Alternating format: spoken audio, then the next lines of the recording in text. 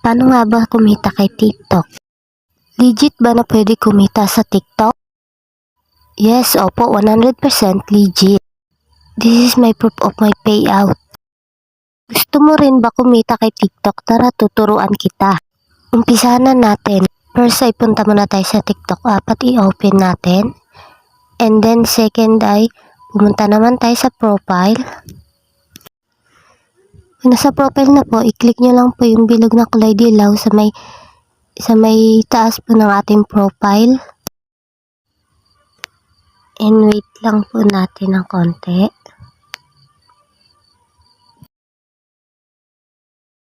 Ito na po yung lalabas dyan at pwede po kayo